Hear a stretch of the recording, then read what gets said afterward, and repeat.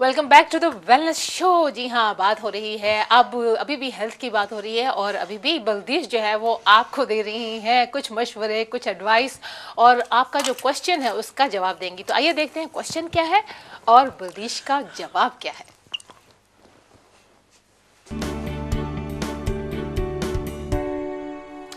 Hello everyone, चलो देखते हैं आज का क्वेश्चन किससे है।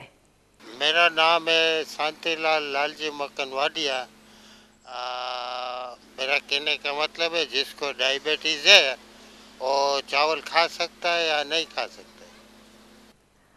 देखिए शांतिलाल जी, whether you're diabetic or not, we can all have rice. लेकिन आपका question is particularly related to diabetes और आपकी the answer is yes, diabetes or diabetics can eat rice. लेकिन जो rice है, the best ones really to go for are the basmati rice, the easy cook rice या Bangladeshi rice. वो इसलिए क्योंकि ये जो rice है, when we eat them, they're digested slowly, which means आपके जो blood sugars है, वो भी slowly ऊपर होते हैं। तो चलो यहाँ पर देखते हैं कौन से राइस है और कैसे हम इनको यूज़ कर सकते हैं। This is the plain boiled rice. Basically 2 tablespoons of this is only about 143 calories. So it's low in fat. लेकिन obviously अगर आपको diabetes है or you're watching your weight, you should only have the plain boiled rice, not पिलाव या बिरयानी की तौर से। और ये भी ध्यान रखें कि अगर आपको diabetes है, you're watching weight, you need to watch the portion sizes because जो portions आप खाएंगे उसके साथ ही आपकी blood sugars are controlled. Here we just have the ordinary basmati rice and the easy cook rice. यहाँ पर is an alternative of rice is the rice cake. Again, very low in fat, nutritious. और ये you can have with fromage frais, with cottage cheese, with a little bit of peanut butter. You can have rice in that way. यहाँ पर मैंने ये चेवरा इसलिए रखा है because हम सबको थोड़े से नमकीन चीज़ें अच्छी लगती है, लेकिन can you believe it, इस छोटी सी बोल में इतने ही कंटेनर में you are having about 200 calories. तो चलो देखते हैं आज हम नमकीन कौन सी चीज़ ऐसी बना सकते हैं which is low in fat, low in calories, but still वो जो टेस्ट है वो still हमारे साथ में रहे। तो यहाँ पर मैंने आज रेसिपी चुनी है puffed rice. ये है brown puffed rice. तो बोलते हैं ना ममरा, मुझे लगता है कि हम घर में कैसे ममरा बना सकते हैं। तो pan again always go for the non-stick pan, heavy weight.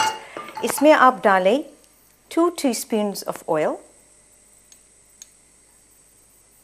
आप जैसे देखेंगे I'm very stingy with my oil. So इसको थोड़ा सा घुमाएं so that the pan is all layered. जब थोड़ा सा गर्म हो जाए, मैं हीट से दूर रखती हूँ in case it burns. इसमें आप डालें mustard seeds.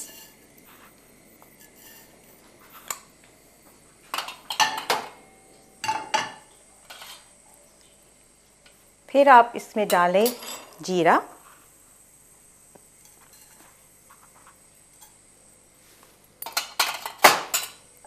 और इसको थोड़ा सा सोक कर दें जो ऑयल डाला है आप थोड़ा सा ज़्यादा ऑयल भी डाल सकते हैं अगर आपको लगे कि you know this is really sticking to the pan. थोड़ी सी इसको वेट कीजिए until they start to pop, और बहुत ही देर नहीं लगती, they actually tend to pop quite quickly. एक और बात बोल दूँ यहाँ पर while we're waiting for this to pop कि अगर you choose rice, white basmati rice is बिल्कुल fine, लेकिन brown rice is obviously much higher in the fiber. तो इसमें अब आप डालें आपके puffed brown rice और हीट आप थोड़ी सी ऊपर कर दें। बिल्कुल इसको मिक्स कर दें, और अगर आपको और स्पाइसी चाहिए you can add red chilies, paprika, जो भी और स्पाइसेस डालने हैं by all means go ahead, आप डाल दीजिए। जब ये थोड़े से जैसे आप देख रहे हैं थोड़े से ब्राउन हो जाएं, add some turmeric, pinch of turmeric, mix कर दें। जब क्रिस्पी हो जाएं just pop them in the bowl. And if you want actually आप इनको इसके अंदर नट्स भी डाल सकते हैं और फिर आप इसको एयर टाइट कंटेनर में डाल कर रखें because otherwise they'll go soft. So ज़रूरी नहीं कि जब भी बनाए उस वक्त ही खाने हैं, और मुझे आपको सब पसंद है कि मिर्ची मुझे बहुत अच्छी लगती है, आप मिर्च के साथ खा सकते हैं. You can even add some nuts to it if you want. लेकिन nuts डालने से it will be higher in calories. So out there, instead of the chevra, go for your homemade mamaras.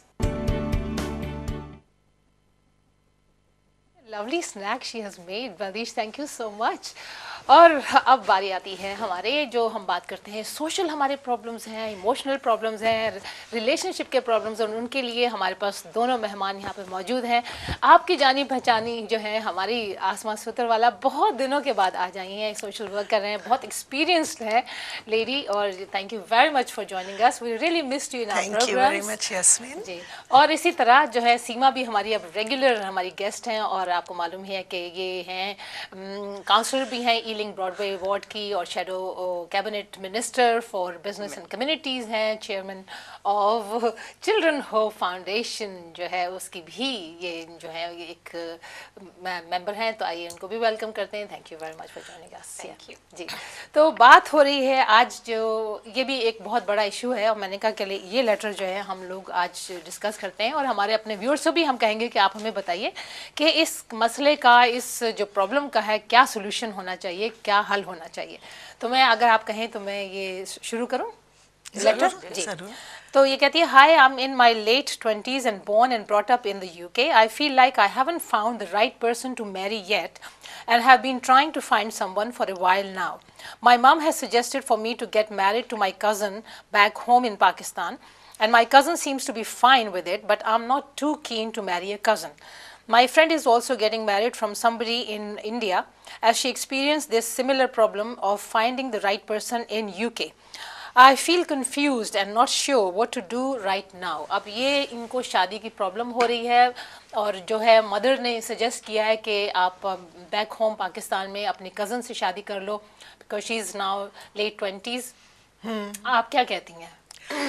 ये यास्मीन, ये ऐसा प्रॉब्लम है कि ये बहुत से घरों में, ये कंट्री में पेरेंट्स फेस कर रहे हैं, और बच्चे भी फेस कर, वेदर इट्स अ बॉय और अ गर्ल, और स्पेशली बेटियां बहुत, क्योंकि क्या होता है कि यहाँ पे पली बड़ी है, यहाँ का एजुकेशन लिया है, और फिर यहाँ पे अपनी कम्युनिटी में कंपैटिबल पार्टनर ढूंढना बड़ा मुश्किल हो जाता है.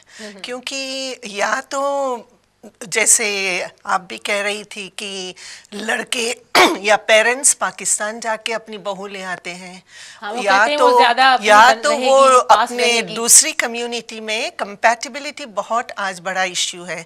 क्योंकि पहले ये होता था कि अरेंज मैरिज हो गया, हमने निभा लिया. आजकल के बच्चे कंपैटिबिलिटी ज्यादा पहले देखते हैं, वो तो उनको सूट करती है या नहीं, या सूट करता है या एग्जैक्टली. तो उसमें फिर ये ऐसे प्रॉब्लम्स बहुत है, और I have come across many families where this problem is persistent. जी, आपका क्या ऑब्जर्वेशन है सीमा? मेरा ऑब्जर्वेशन ये है कि जब 24 से ऊपर, जब ये 23-24 जो एज अमूमन समझी जाती है कि इसमें शादी करनी चाहिए या सोचना चाहिए, जब वो स्टेज थोड़ी गुजर जाती है, थोड़ी डिफ़िकल्टी उसमें इसलिए आ जाती है कि हर अपनी जो थॉट्स हैं वो सारी बहुत माइंड में सेट हो जाती हैं. सो फिर आप क्या सोचते हैं कि हमें भी इसी टाइप का लड़का चाहिए या लड़की चाहिए, या लड़की चाहिए. सो उसमें बहुत डिफ़िकल्टी हो जाती है, बिकॉज देन उस लेवल पे जो आप चाहते हैं, जो आपकी विश है कि ऐसे ऐसे ऐसे होना चाहिए, तो वो जब नहीं मिलता तो देन टाइम निकलता जाता है. लेकिन पेरेंट्स का ये है कि उनको भी कंफर्ट फैक्टर चाहिए. उनको कंफर्ट फैक्टर इसलिए मिलता है कि फैमिली में हो गया, एटलीस्ट जान पहचान है, वो कहते हैं ना फेमिलियरिटी, या सो उससे उनको कंफर्ट मिलता है. बिकॉज आई डोंट थिंक कि कोई ऐसा माँ बाप होगा जो चाहेगा कि उनका बच्चा कहीं भी चले, जल्दी से बस करने की करें, क्योंकि बाद में जो कॉन्सिक्वेंसेस हैं वो बहुत पूरी जिंदगी गुजर जाती है. मेरा ख्याल है एक फ़ोन कॉल हम लेते हैं, देखते हैं कि क्या कह रही हैं या क्या कह रहे हैं हमारे व्यूअर्स. जी, हेलो, गुड मॉर्निंग. हेलो जी, अस्सलाम वालेकुम. वालेकुम सलाम. मैं मिसेस भट्ट लंदन से बात कर रही हूँ. जी मिसेस भट्ट, बड़े अच्छे मौजू आप लेके आती हैं, लेकिन इससे भी ज्यादा और अच्छे लेके आए, ताकि हम लोगों को पता चले कि क्या क्या मसले हम लोगों को, हमारी बच्चों को क्या क्या जी, मसले पड़े बिल्कुल। हुए हैं। तो बहुत अच्छी बात की है इन्होंने कि फैमिली में, मैं तो ये कहती हूँ कि अगर फैमिली में अच्छे रिश्ते हैं और लड़की लड़के की अंडरस्टैंडिंग है तो इससे बेहतर रिश्ता आपको मिल ही नहीं सकता। सही कह रही हैं। क्योंकि वो 50% तो 100% आपने एक घर के रिश्ते देखे होते हैं, लड़की लड़के की आदतों को आप जान रहे होते हैं और इसमें बाद में प्रॉब्लम पड़ने में बहुत कमी होती है। और एक नई फैमिली में जब आप करते हैं तो आपको पता ही नहीं होता कि ये लड़की की या लड़के की आदतें किस तरह की है। जी। उसको अंडरस्टैंडिंग करने के लिए पहले हम लोग कह देते हैं जी लड़की लड़का बात कर ले टेलीफोन पे और जाके मिल भी ले। एडवांस तो हो गया है ना, इसका हमें बहुत नुकसान हो रहा है एडवांस होने की वजह से। तो फिर हम लोग लड़की लड़के जब फोन पे बात करते हैं वो इतनी हद से बात बढ़ जाती है कि लड़की कहती है मैं फैमिली के साथ नहीं रह सकती, लड़की कहती है जी मुझे ये चीज चाहिए होगी शादी के बाद, ये चीज। पहले तो डिमांड को प्यार होता ही नहीं है, बच्चों की माएं बनती नहीं है और पहले डिमांड करना शुरू कर दे, या लड़के पहले दामाद बनना शुरू कर दे जी तुम जहेज में गाड़ी भी लाओ, ये भी लाओ, वो भी। ये भी चीज गलत हो जाती है। जी, जी। इसलिए 99% देखे यास्मीन हम लोगों की शादियां माँ बाप ने की, जी। यहाँ तक कि हमने शक्ल भी नहीं देखी थी। हेलो जी, हेलो मेरा ख्याल है लाइन ड्रॉप हो गई है। जी हेलो। क्या होता है तो आपको दोनों को आपस में अल्लाह ताला ने कोई ऐसी चीज है कि आप प्यार भी हो जाते हैं, आस्ता आस्ता अंडरस्टैंडिंग भी हो जाती है। तो यही चीज है कि अभी भी हम अगर अपनी पुरानी रस्म रिवाज पे चले और लड़की लड़के को इतराम की पता हो कि ये मेरे ससुराल है, इनके इतराम करना है, और लड़की को भी पता हो, तो मेरा ख्याल है कि ये शादियां बहुत कामयाब होंगी। अच्छा। और माँ बाप के फैसले उनके तजर्बे होते हैं, कभी भी उनके तजर्बों को जाया नहीं करना चाहिए। बहुत अच्छा उनकी सबसे बेहतर आपका पार्ट जो सोचने वाला होता है ना वो आपका माँ बाप होता है। मिसेस भट्ट, आप यहाँ पे मैं आपसे बात जरूर करूंगी कि आपने कहा कि एक दूसरे को जानते हैं, एक दूसरे को समझते हैं, लेकिन यहाँ पे सारे रिश्तेदार तो होते नहीं है ना। अगर लड़की यहाँ पे पली बड़ी है और वो जो कज़न है वो बैक होम है, वो किसी सिटी में है, तो आप कैसे समझती हैं कि वो एक दूसरे को अंडरस्टैंड कर रहे हैं, वो फैमिलीज एक दूसरे को जान रही हैं? आप मुझे ये बताइए।